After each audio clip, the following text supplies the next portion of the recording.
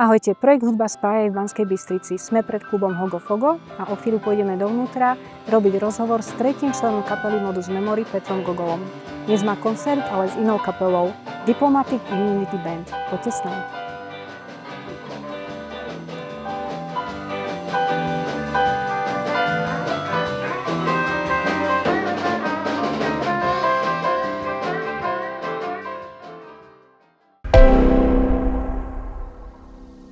Peter Gogola, Mr. Todd Sedgwick a pán Grigory Mesežníkov.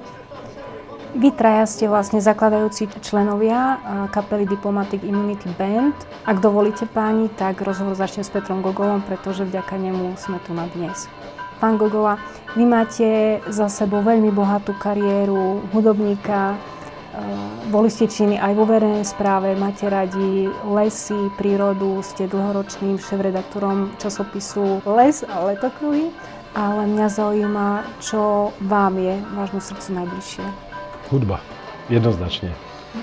To je taká nášivka na riflovej bunde, ktorá sa nedá odpárať, lebo lásku k hudbe nosí človek v srdci. A moja nebohá babička vravievala, že kto hrá a spieva, nemá škaredé myšlienky. A táto myšlienka ma sprevádza celý život a snažím sa ju odovzdávať aj druhým ľuďom. Bicie majú naozaj veľkú silu a síce nevytvárajú melódiu v skladbe, ale udržujú rytmus, ktorý je veľmi dôležitý a dávajú takú moc tej skladbe. Ako vy vnímate bicie? Bicie sú elementárny hudobný nástroj. Existuje domnienka, že bubon ako hudobný nástroj vznikol prvý. Vyplýva to z jednej elementárnej, alebo teda základnej veci, ktorá vyplýva z pulzovania srdca, dychu. A to sú veci, ktoré vlastne dávajú ľudskej existencii rytmus. Takže rytmus je základom hudby. A preto vlastne bicie sú to, čo človek vníma tomu primárnou sústavou svojou, že to je to, čo to pulzovanie cíti každý. Nemusí tomu rozumieť, ale každý to vníma. Ako ste sa od bicích dostali k lesnému rohu a k poľovníckej hudbe? Ja som pracoval u Lesov Slovenskej republiky na pozícii hovorcu a veľmi ma všetko vnímam cez hudbu. Takže keď som pracoval pre Lesy Slovenskej republiky, tak som sa stretol s tým, že poľovníctvu patrí hudba. Veľmi ma to zaujalo a začal som sa venovať hre na lovecký roh. To je niečo úplne iné. Hra na dýchový nástroj je niečo úplne iné, lebo keď udriete na bubon alebo na činel, tak viete zhruba, čo sa ozve. Keď hráte na klavíri, stlačíte nejakú klávesu a viete predpokladať, čo sa ozve. Ale keď fúknete do niečoho, tak netušíte, čo z toho vyfučí, lebo musíte mať nátisk alebo stlačiť nejaké klapky alebo čo. Takže to bola taká nová hudobná skúsenosť pre mňa, ale našiel som v tom zaľúbenie.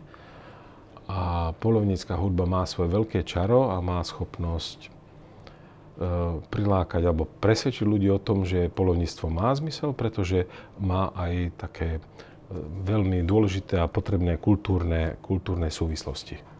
Že patria k tomu isté zvyky, ktoré sú podporené hudbou, poľovníckymi signálmi, ktoré sa trúbia na lovecké rohy. Málo kto vie, že v mnohých krajinách sa trúbia nemecké signály. My máme napríklad slovenské, pôvodné, ktoré zložil Tibor Andrašovan v roku 1970. Takže to sú také milé súvislosti, ktoré ma zaujali a vďaka ktorým som sa dostal k poľovníckej hudbe a vďaka tomu hrám okrem bicí aj na lovecký roh. Aký vidíte súvis medzi hudbou a prírodou? No, určite medzi tým súvislosť je, pretože všetky hudobné nástroje pochádzajú z prírody, sú vytvorené z prírodných materiálov. Z dreva. Kedysi blány na bubnoch boli vyrobené z kože zvierat, alebo strúny sa vyrábali. Samozrejme, dnes sú to často syntetické materiály, často len z praktických dôvodov, že sú trvácnejšie, ale súvislosť prírody a hudby určite je a v hudbe a v prírode teda hudba je prítomná a aj v hudbe je príroda prítomná a mnohí hudobní skladatelia sa snažili zvuky z prírody dostať do hudobných diel. A A v tejto chvíli by som si netrúfol citovať, alebo teda povedať, ktoré umelecké dielo, ale určite Napríklad Vltava. No, napríklad. Pekný príklad. No a teraz sa konečne dostávam k tej téme, ktorá mňa veľmi zaujíma. Vystihuje presne to, že hudba spája. Takže kapela Diplomatic Immunity Band. Viem, že ju teda založili bývalí veľvyslanci krajín USA, Rumunsko, Grécko, Izrael a Slovensko. A to je pre mňa veľký dôkaz toho, že hudba spája a rúca bariéry, ktoré vznikli medzi ľuďmi, ako si spomínate na vznik tejto kapely, čo vám to celé obdobie prinieslo a ešte prináša, pretože napriek vzdialenostiam ste ochotní pricestovať na Slovensko a mať tu na koncert. A to bez ešte fakt klobúk dole, bez nejakého dennodenného skúšania, trénovania, akože to je obdivuhodné.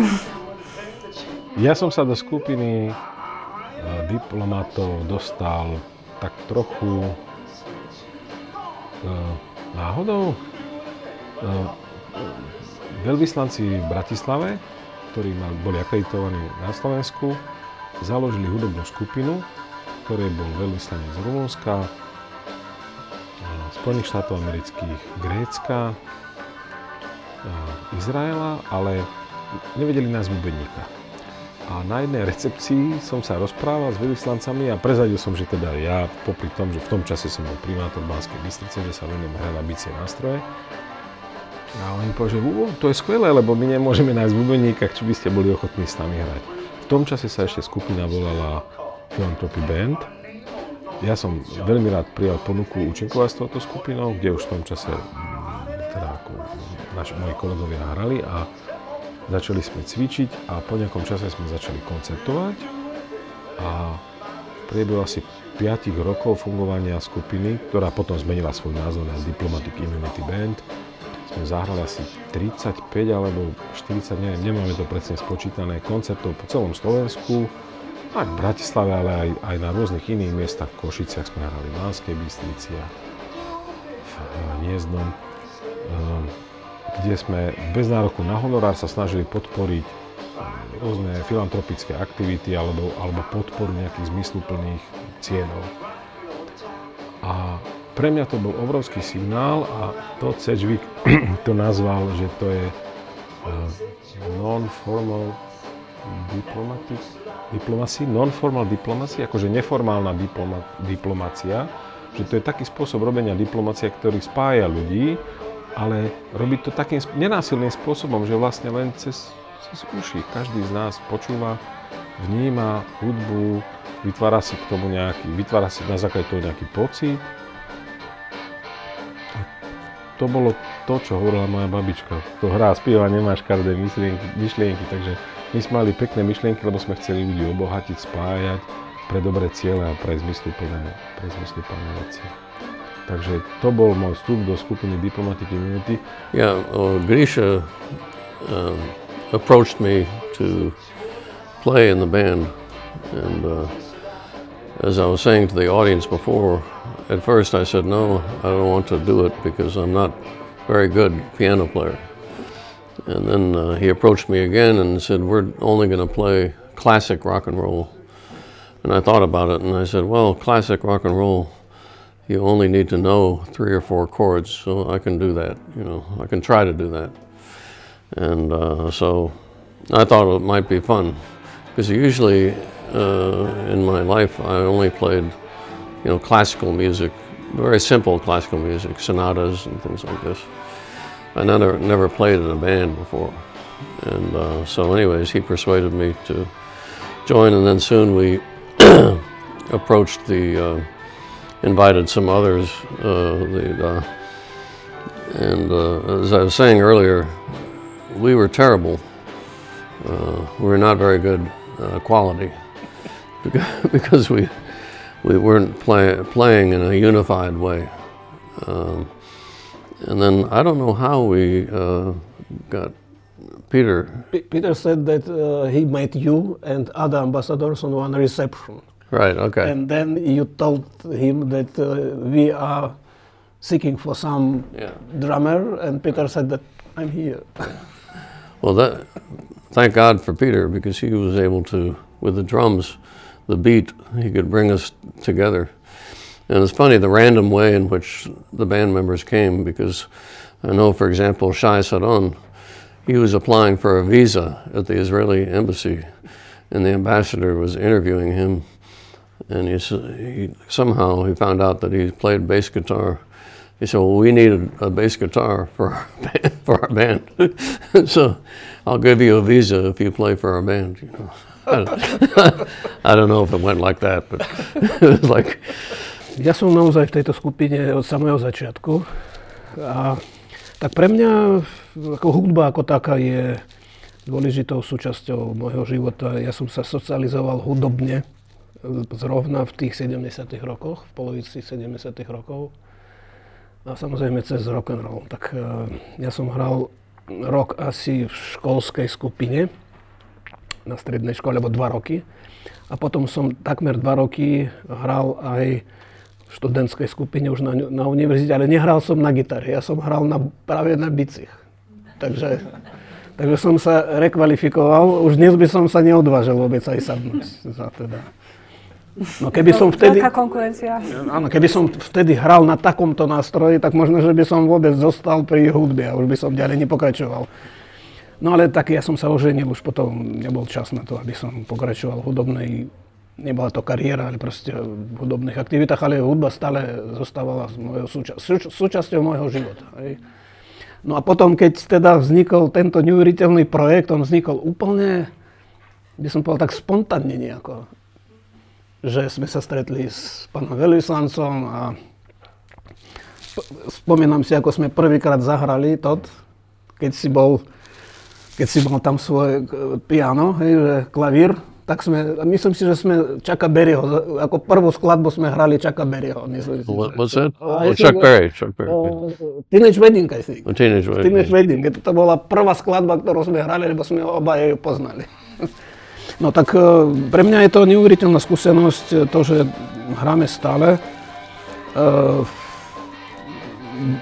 Dnes si už neviem predstaviť vôbec, že by som nemal túto epizódu vo svojom živote. A samozrejme musím povedať Petrovi, že my máme skvelých ako hudobníkov, Shai Saron, výborný bas-gitarista, Gatamir je výborný solo-gitarista. Nie sú tu teraz, ale ja som najmä vďačný Petrovi, pretože on je najväčší profesionál ako medzi nami a ja ako ťažký amatér už 13 rokov hrám v takejto skupine. Myslím si, že on je ten hlavný, ktorý ma proste udržuje v tejto skupine. I know that also when we first started playing, we used my residence for rehearsing. And the Romanian ambassador would always fight with the Greek ambassador. So it was like the Balkan Wars, you know. we would have to mediate between the Greek ambassador. United States mediated personal. So I was playing my usual role as on behalf of the President of the United States to mediate between the two countries. Ale ešte ak môžem dodať, tak ja som sa zúčastnil asi na väčšine týchto koncertov, nie na všetkých. Boli aj také situácie, keď som bol niekde odcestovaný a musím povedať, že ako to bola tiež taká neuveriteľná skúsenosť, ľudia, keď prišli na naše koncerty, hej, že tak, neviem, čo si mysleli, že čo vlastne teraz by im predvedeme a odchádzali celkom spokojní a veľmi priateľsky. Veľmi priateľsky. A ja by som to ešte dodal, že sme boli napríklad na takom mieste, kde by som v živote sa neocitol bez tejto skupiny. To bolo v Mutnom, nejaké dožinky tam boli, Peter, spomínaš si na to? V Mutnom, Mutné. Tam Mutné, hej, že tam boli nejaké dožinky, alebo niečo také tam bolo. Hrali sme tam, vidíš, už si zabudol. Bolo strašne, to bolo niekde tam na Orave. A to bolo ešte pre mňa aj teda tiež také novum, tak hovorili, ľudia mi hovorili, že na Orave to počasie sa môže tak rýchlo zmeniť, že proste človek potom neverí tomu, že ako je to možné. Presne tam sa to odohralo, tam bol strašný lejak. My sme prišli za normálnych okolností, potom všetko zotmelo, ochladilo sa to a ešte sme aj zmokli tam. No ale napokon sme zahrali. Naozaj je to veľmi pekné, že vlastne také dlhé roky spolu ste a to priateľstvo, ako ste spomenuli, že na tých koncertoch ľudia odchádzali priateľsky, tak viete to odol. A ešte by som, ak môžem ešte jednu vec dodať, I will translate it later. My sme mali ešte takých sympatizantov medzi diplomatickou komunitou, ktorí s nami chodili na koncert. I'm speaking about people who were sympathizing with us from diplomatic community and they were traveling with us. You remember Spanish ambassador? British ambassador. Right. Špeciálne chodili za nami, no v Mutnom možno, že oni neboli, ale určite boli, ja neviem, v Banskej Bystrici, v Banskej Šťavnice asi boli. Proste oni chodili, oni keď zistili, že teda my ideme niekam, tak oni vyrazili so svojimi manželkami. So they were groupies. Groupies, no. Fanúšikovia. Super, to je skvelé. Taký milý prejav kolegiality. And the mayor of Bratislava became our singer. Milan Vtáčnik. Milan Vtáčnik nebohý s nami spieval. Vždy z nebohý Milan Vtáčnik s nami spieval. Nebol úplne najlepší spevák, ale dával do toho srdce. A to je najviac. Keďže ste stále po toľkých rokoch spolu, čo pre vás znamená vaše priateľstvo? Well, you know, my members of our band are really among my best friends, you know, and I think they feel the same because we've been through so many concerts together that you know, I think that all bands feel this way. That and you know, I really think that music is an important glue that brings people together, not just audience in the band, but band members together, you know, become very, very close. And I just had my 75th birthday, and my wonderful lady friend here asked me what I wanted for my 75th birthday. I quoted his line. I said, I want to get the band back together. And so we did. We got the band back together, and we did a concert in Washington and one in Louisville, Kentucky. So that's the one thing I wanted for that would be important for me for my big birthday. So you know, they mean a lot to me, and I think I'm sure the same the other way around. You know? Takže tak ako povedal Todd, pre nás je dôležité byť stále v kontakte, mať možnosť zahrať si spolu. Nemá to žiadne hranice, nemá to žiadne prekážky a keď je príležitosť, tak sa stretneme a zahráme si. Nie je za tým žiadny komerčný záujem, nie je za tým žiadna reklama. Je to jednoducho silný priateľský vzťah, kde tým pojitkom je hudba, ktorá spája. Pán Mesežníkov. Tak ja si spomínam, že my sme niekoľkokrát išli s pánom veľvyslancom Sežvíkom vlakom na ďalšie vzdialenosti, napríklad do Košic. A on mi potom pri takejto príležitosti povedal, že my sme už vlastne ako dvaja bratia. Tak ja hovorím, že sme takí vlakoví bratia, ale tak vážne, tak ja mám vo svojom okolí rôzne také bubliny akoby. Samozrejme, rodina, ja mám veľkú rodinu, potom kolegovia, ľudia, na ktorých mi záleží. A toto je taká súčasť už takmer rodina, to je taká rozšerená rodina. Že fakt my máme veľmi blízky, také veľmi srdečné vzťahy. Že ja som rád, že časť skupiny je tu.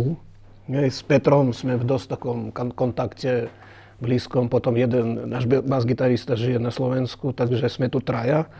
Ale vždy som rád príležitosti, keď sa stretneme, buď teda tu na Slovensku, častejšie samozrejme na Slovensku, ale raz dokonca v Spojených štátoch. Takže proste je to veľmi blízky vzťah.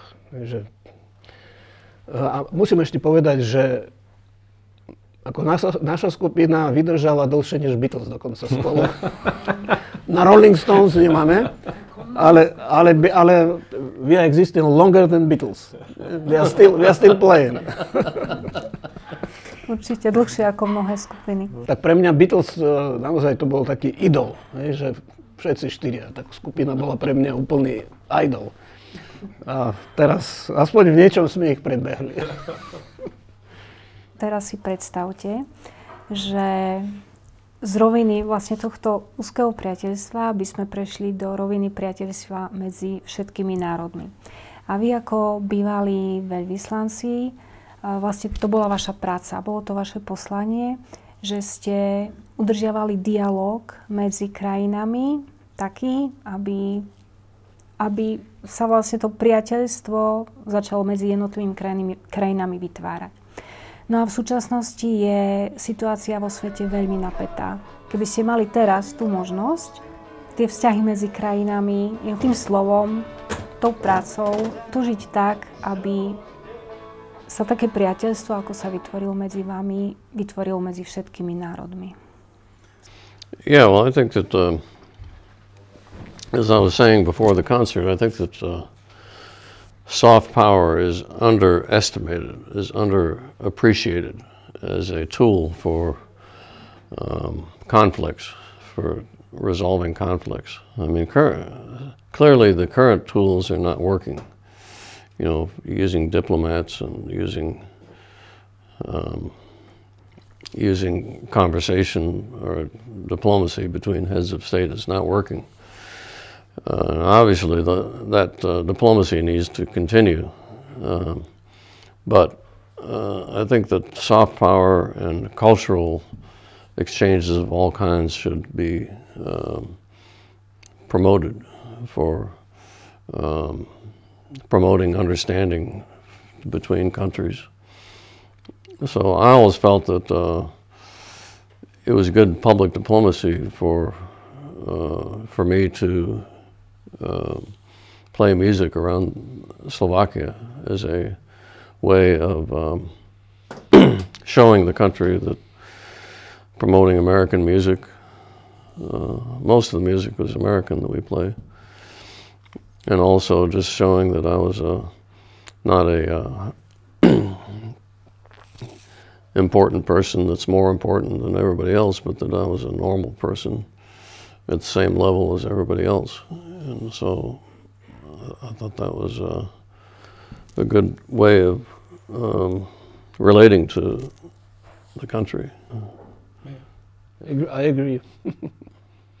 Možno, že by som ešte dodal, že ako ľudia, ktorí hrali a hrajú v našej skupine, oni nezastupujú síce teraz už ani formálne tie krajiny, ale pochádzajú z týchto krajín. A to sú krajiny, ktoré sú naozaj spojenecké krajiny, treba povedať. Nie? Všetky krajiny, ešte aj náš maďarský kolega, my sme súčasť Európskej únie a NATO, všetci, čo teda sme tu. Takže pre nás asi úloha nejakým spôsobom vstúpiť do riešenia konfliktov asi nie je celkom primeraná. Ale spomínam si na to, že keď sme hrali, tak sme hrali aj v diplomatickom prostredí, kde boli veľvyslanci rôznych štátov, ktorí patrili do rôznych zoskupení, tak si namýšľam, že možno sme im pomohli aspoň, aby oni začali komunikovať počas našich koncertov. Možno keď budeme lepšie vedieť vychovávať a učiť naše deti, aby vnímali to krásno, čo je v estetike. A to teraz nehovoríme o hudbe, hovoríme o výtvarnom umeniu, tanečnom umeniu, všetko umení, ktoré obohacuje cítenie a vnímanie človeka, tak možno, že vychováme lepšiu, vnímavejšiu a citlivejšiu generáciu, ktorá pochopí, že nie ekonomické záujmy alebo potreba ovládať cudzie územie alebo nejaké tie vojenské ambície sú zbytočné alebo nezmyselné, lebo to nerobí náš život lepším. Lepším robí náš život umenie a to, čo nás môže spájať, aj keď nerozumieme jazyku našich susedov. A možno, že takou dobrou bodkou by bol odkaz na text pesničky Michaela Jacksona, ktorá sa volá Man in the Mirror, muž v zrkadle. A Michael Jackson vyjadril v tom texte pesničky to, že svet nie je dobrý a mali by sme ho meniť. A ja som rozhodnutý začať meniť muža v zrkadle. Sám seba, človeka, ktorého vidím v zrkadle, pretože nikto z nás nedokáže zmeniť celý svet, alebo celý kontinent, alebo celú krajinu, ani mesto, môže zmeniť len sám seba. Ale možno, že to je ten prvý krok, ktorý môžeme smerovať k tomu, aby sme urobili tento svet lepší. Chcete nejaký odkaz inšpirujúci odovzdať divákom, tak... No, ja som už s tým prišiel. Viac rokovej hudby do sveta. No. Áno, už ste hovorili. Your message? My message is more rock music to the world. Same. I think that music, my message is that music brings people together and promotes peace and understanding between people. I think that really is an important tool for people to understand each other and to explore and get together. So, yeah, I think that's the message, and that's why we have so much fun playing it and try to make people happy and promote enjoyment of music. Okay. Som to už povedal. Myšlienku mojej babičky, ktorá spieva, nemáš škaredé myšlienky. Tak nerobíš zle. Páni, ďakujem vám veľmi pekne. Ďakujem aj my. Milí diváci, ďakujeme, že ste si pozreli náš rozhovor. Ak sa vám páčil, tak môžete napísať komentár, dať like a zdieľať ho ďalej. Ďakujeme za vašu pozornosť. Ahojte.